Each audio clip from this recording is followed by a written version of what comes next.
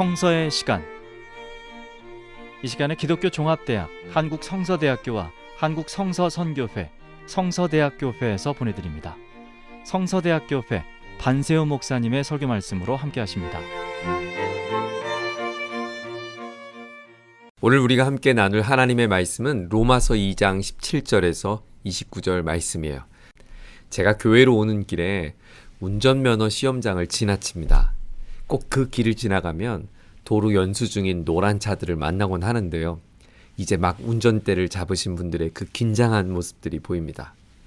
우리도 다 초보 시절 있지 않습니까? 처음 운전대를 잡았을 때 그 긴장하던 순간 말이죠. 면허를 획득하면 운전자로서 자격이 주어져요. 하지만 면허가 생겼다고 해서 능숙한 운전자가 되는 것은 아니겠죠. 능숙한 운전은 연습과 훈련이 필요합니다. 자동차 운전 면허가 운전자에게 자격을 갖게 하고 법규 안에서 운전을 마음껏 할 수 있는 권한은 주어지지만 운전자가 그 능력을 발휘하는 것은 또 다른 문제일 것입니다. 복음이 우리에게 주어졌어요. 복음이 무엇입니까? 하나님께서 우리를 구원하신 놀라운 소식입니다. 곧 예수 그리스도죠. 그 복음은 하나님의 이야기입니다. 하나님께서 모든 믿는 자에게 구원을 주신 능력의 이야기입니다. 복음의 권한은 죄를 싫어하고 하나님의 뜻을 따라 살 수 있는 놀라운 특권을 우리에게 부여했습니다. 이 세상의 자랑을 흠모하지 않고 하나님의 선하심을 사랑하는 은혜를 주셨습니다. 그런데 이 복음이 우리에게 주어졌지만 그 복음을 능력을 가지고 함께 살아가는 것, 그것은 또 다른 문제일 수 있다는 거예요. 일전에 어느 한 청년과 대화를 나눴어요. 그 청년은 과거에 믿음 생활 너무너무 잘했는데 막상 직장 생활하면서 그 믿음으로 살아가는 게 너무 어렵다는 거예요. 그러면서 저한테 이런 이야기를 했어요. 목사님, 간극이 너무 멀어요. 막상 사회에 나가보니까 목사님 가르쳐준 믿음으로 살려고 해보면 바보 취급당하고요. 뒤처지는 것 같고요. 칭찬보다는 미움받아야 돼요. 여러분 어떠세요? 우리가 믿는 복음이 현실에서는 전혀 빛을 발휘할 수 없는, 그래서 먼 세상의 이야기인가요? 간극이 정말 먼, 나의 삶엔 전혀 능력을 발휘하지 못한 하나의 종교적인 이야기일까요? 우린 여기서 좀 중요한 점을 하나 생각해 봐야 합니다. 먼저 짚고 넘어갈 것은 우리의 믿는 복음은 내가 무엇을 하는 이야기가 아니었죠. 하나님이 하신 일을 믿는 것이었어요. 그러므로 우리 신앙생활의 초점은 내가 어떻게 해야 하는가, 어떻게 하면 내가 잘 살까, 그것이 아니라 하나님이 오늘 내게 무엇을 행하셨는가, 그것을 기억하는 것이에요. 가정에서 믿음 생활을 잘한다는 것은 가족들과 한자리에 모여서 가정 예배를 드리는 것, 그것보다 더 중요한 게 있어요. 우리 가정에 주신 소중한 가족을 뜨겁게 사랑하는 것입니다. 교회에서 믿음 생활 잘하는 것은 열심히 봉사하는 것보다 더 중요한 게 있을 수 있습니다. 우리가 하나님 안에서 한 가족됨을 고백하고 그 은혜를 함께 누리는 것입니다. 우리 신앙생이 내 삶에 전혀 영향을 미치지 못한 채 신앙생활을 하고 있다면 오늘 본문을 통해서 우리는 한번 스스로 좀 돌아보는 시간 되기를 원합니다. 오늘 사도 바울은 유대인이었지만 하나님의 말씀을 가졌지만 능력을 잃어버린 무늬만 유대인을 향해서 지적하는 장면이에요. 오늘 본문 28절과 29절은 이렇게 그는 결론을 내렸어요. 무릇 표면적 유대인이 유대인이 아니요 표면적 육신의 할례가 할례가 아니라 오직 이면적 유대인이 유대인이며 할례는 마음에 할지니 영에 있고 율법 조문에 있지 아니한 것이라. 그 칭찬이 사람에게서가 아니요 다만 하나님에게서라. 외관상으로만, 표면상으로만 내가 유대인이 아니라 정말 중요한 것은 내가 내면적으로 진정한 유대인이 되어야 한다고 지적합니다. 팀 켈러 목사님은 이 대목에서 여기서 나오는 율법을 대신 복음이라는 단어를 써서 이 본문을 풀었는데요.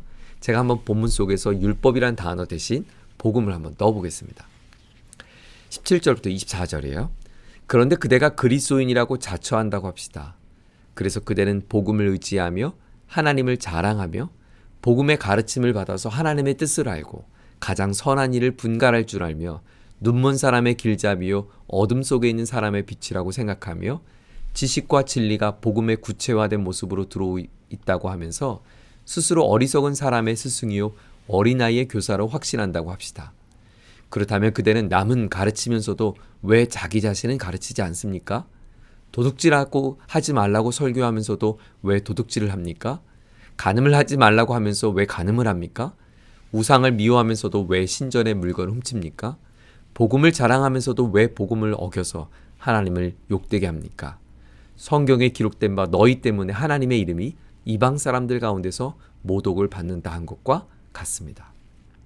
오늘 본문은 단순히 유대인들을 향한 지적뿐만 아니라 바로 이 복음을 받아들인 우리 그리스도인에게도 적용될 수 있는 말씀이에요.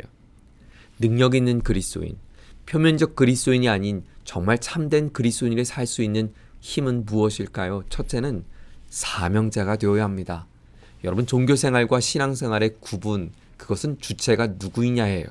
모든 종교생활의 중심은 나입니다. 하지만 우리 신앙은 그렇지 않습니다. 앞서 설명한 대로 복음은 내가 하는 이야기가 아닙니다. 내가 하나님을 위해서 무엇을 행하는 이야기가 아니라 하나님이 나를 위해서 이루신 일을 우리는 기뻐하는 것입니다. 그래서 우리는 그것을 믿으며 사는 생활, 믿음 생활이라는 표현을 쓰죠.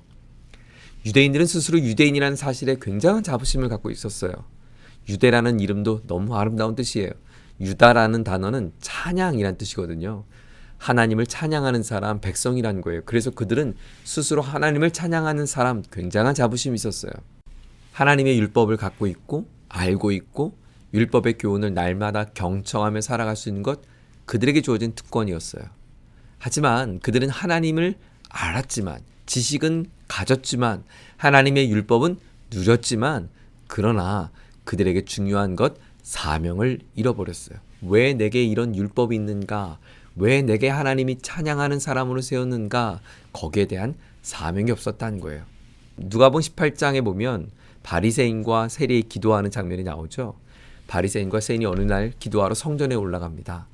바리새인이 이렇게 기도를 했어요. 서서 따로 기도하여 가로되 하나님, 나는 다른 사람들 곧 토색, 불의, 간음하는 자들과 같지 아니하고 이 세리와도 같지 아니함을 감사하나이다.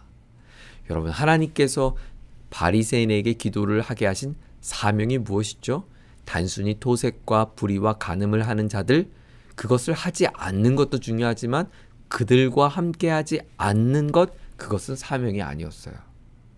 하나님께서 우리를 하나님의 귀한 자녀로 삼아주신 이유가 있습니다. 그 이유는 바로 오늘의 삶에, 저와 여러분의 삶에 빛과 소금의 사명을 감당하기 위함입니다. 하나님께서 주신 은혜를 우리 삶의 사명으로 연결할 수 있는 우리 모두가 되기를 소망합니다.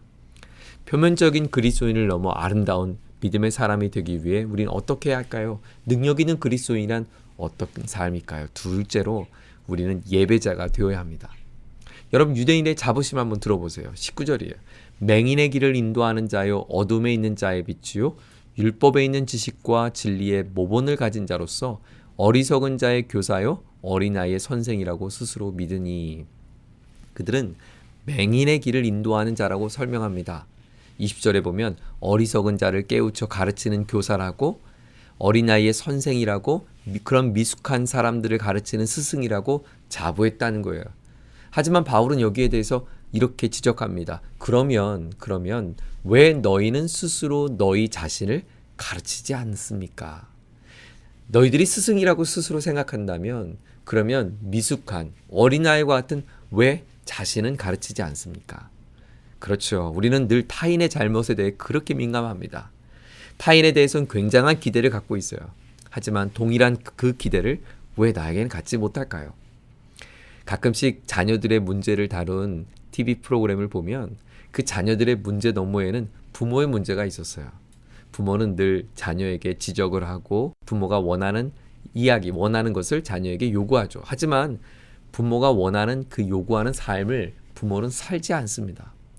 나는 선생이라고 생각하고 나는 괜찮은 사람이라고 유대인들이 스스로 생각했던 것처럼 우리에게도 그와 같은 과거가 얼마나 많은지 몰라요. 성경에서 다윗처럼 하나님 앞에 칭찬받은 사람이 또 어디 있을까 싶어요. 너는 내 마음에 합한 사람이라고 했으니까요. 하지만 우리가 잘 아는 것처럼 다윗의 삶은 그렇게 아름다운 삶만 있지 않았어요. 하지만 하나님께서 주목하셨던 것은 다윗에게는 스스로 자신의 부끄러움과 수치를 인정하고 뉘우치고 회개하는 진정한 뉘우침이 있었기 때문이에요. 우리가 즐겨 불렀던 찬송인데요. 정결한 마음 주시옵소서. 오 주님, 정직한 영을 새롭게 하소서.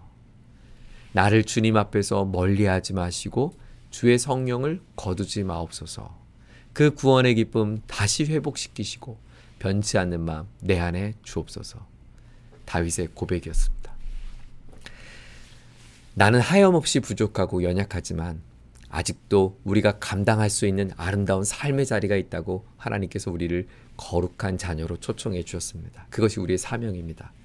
나의 연약함과 나의 부족함을 주님 앞에 올려드리며 예배하며 하나님 앞에 나의 모습들을 고백하며 오늘도 신실하신 주님 바라보며 붙잡는 저와 여러분 되기를 소망합니다. 하나님 아버지, 우리에게 귀한 삶을 허락해 주셔서 감사합니다. 우리의 삶의 자리가 하나님을 기쁘시게 하는 사명의 자리요, 또 하나님 앞에 내 자신을 뉘우치고 돌아볼 수 있는 예배의 삶으로 날마다 겸손히 살아가는 우리 모두가 되게 하여 주옵소서. 예수님의 이름으로 기도합니다. 아멘.